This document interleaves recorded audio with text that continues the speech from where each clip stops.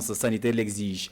Avec la pandémie du coronavirus, désormais pour accéder au centre hospitalier universitaire Yalgado-Ouedraogo, il faut impérativement passer par la zone d'accueil et de tri. Ceux qui présentent les symptômes du coronavirus n'auront pas accès au CHU Yalgado. Ils sont stoppés et orientés vers des centres de prise en charge du Covid-19.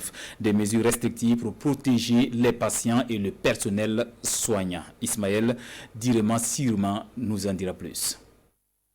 Sous cette tente de 300 mètres carrés, le centre hospitalier universitaire Yalgado-Ouedraogo a dressé un rempart contre le coronavirus. Il s'agit de la zone d'accueil et de tri, le premier point de transit de tout patient qui entre dans ces lieux. Dès l'arrivée du patient, il y a une équipe de médecins qui vient automatiquement à son chevet.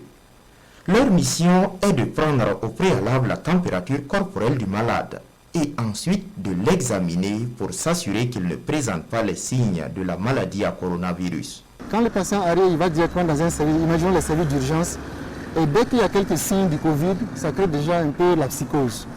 Donc nous avons réfléchi, nous avons dit qu'il faut créer un centre de tri.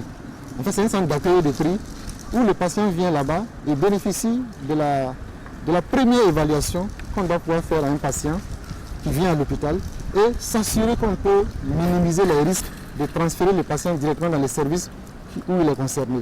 Après les examens d'usage, ces deux patients sont autorisés à se rendre aux urgences médicales et aux urgences viscérales pour la prise en charge. Si l'un d'eux avait présenté les symptômes du Covid-19, l'équipe de la zone d'accueil et de tri aurait déclenché une procédure particulière.